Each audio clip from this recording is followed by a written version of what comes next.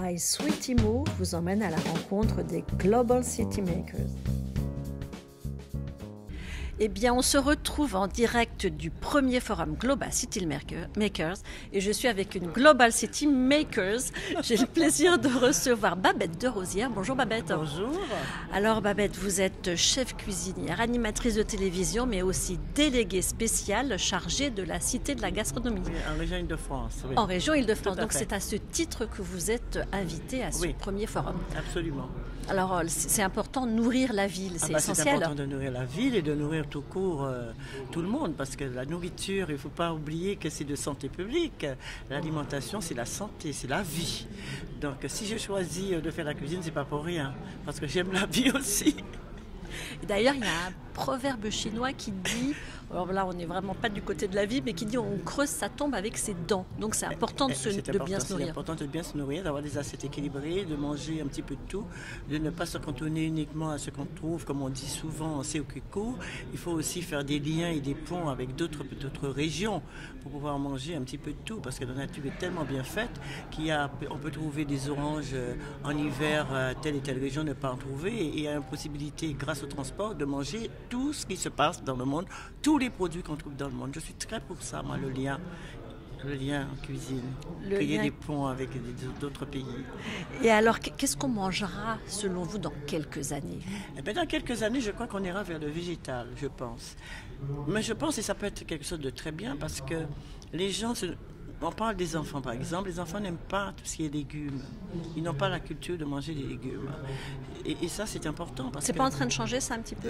Oui, c'est important, j'allais vous dire, parce que peut-être grâce à la télévision, grâce à l'ouverture qu'on a sur les marchés, les gens comprennent qu'il faut équilibrer davantage leurs assiettes, manger un petit peu plus de légumes, essayer de manger un peu moins de viande. Moi, je ne suis pas contre la viande, mais tous les jours, c'est pas bon pour la santé.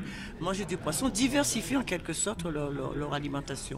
Et je dirais aussi, grâce aux émissions, évidemment, il y a des émissions de cuisine dont la cuisine n'est qu'un prétexte, mais je parle des vraies émissions de cuisine où on échange, on apprend vraiment des recettes, on apprend à cuisiner.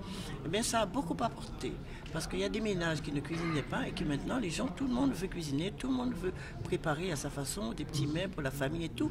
Et je trouve ça merveilleux. Donc, dans pas longtemps, maintenant ça existe déjà, les gens font recours aux légumes plus qu'avant, mais je pense que dans 50 ans, on va être obligé de manger du végétal. Et vous, qu'est-ce que vous aimez manger? Moi, je mange tout, je suis une gourmande. Je mange tout, mais j'équilibre mon assiette. Je ne vais pas manger un gros steak avec un gros foie gras, c'est pas possible. Mais si je mange un steak, je vais l'accommoder de légumes, de choses pour compléter, pour ne pas avoir trop dans l'estomac et puis doser. Il y a des gens qui mangent, mais moi j'aime bien doser ce que je mange. C'est-à-dire que je ne vais pas dépasser un certain grammage de ce que je mange. C'est important aussi parce que il y a des gens qui souffrent d'obésité, ils ne se posent pas la question pourquoi. Mais c'est important d'équilibrer son assiette. C'est important de chaque jour de manger des choses différentes. Et c'est comme ça que diversifier son assiette. Diversifier, oui. L'assiette ne peut pas être tous les jours. J'ai eu un cas, j'ai rencontré une famille qui tous les jours mange la même chose. Les enfants en avaient tellement marre, c'était avec de la rouge, j'avais fait ça. Je suis allée chez la dame, tous les jours c'est poulet, pâte poulet. C'est pas possible. Donc il faut manger tout ce qu'on trouve dans notre agriculture qui est tellement riche pour pouvoir faire des assiettes équilibrées et se porter bien manger pour bien vivre.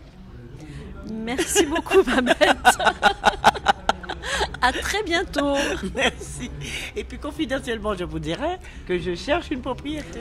Alors non, vous restez avec nous. Oui, racontez-nous. Donc vous êtes en plein projet immobilier. Bon, oui, parce que je vois IMO, je sais pas quoi. My Sweet Imo. Oui, alors moi, si vous trouvez une propriété, soit dans l'arrière-pays niçois, soit entre l'Espagne et la France, parce que je ne vais pas rester loin de la France, parce que la France, c'est ma patrie, ou soit carrément à Lisbonne, parce que je sais que les Français sont bien reçus maintenant. Voilà. Moi, je suis preneuse. Bon, eh ben, on passe un moi, j'ai une message. Très grosse propriété que je suis en train de... Peut-être je ne vais pas quitter ma propriété comme ça, parce que je l'adore trop. Ça fait 28 ans que j'habite là. Et j'ai beaucoup de tribé pour l'acheter. Mais si je trouve l'équivalent, pourquoi pas, je suis prête à... Voilà. Alors, qu'est-ce qui motive votre envie de partir? J'ai envie de vivre autrement parce que je trouve que la vie parisienne est trépidante. On est tout le temps bousculé. Moi, j'ai envie d'avoir une vie beaucoup plus sereine, beaucoup plus tranquille, à mon rythme. J'ai beaucoup travaillé dans ma vie. J'ai pas envie de continuer comme ça à galoper à gauche et à droite. J'ai envie de me poser, de faire ma petite cuisine comme j'ai envie pour les amis, pour les petits clients que j'aurai, me vivre avec ma petite robe créole, me sentir un peu créole, tout simplement, chez moi. Eh bien, à L'art très de bientôt vivre. dans votre nouvelle maison. Merci. Merci beaucoup.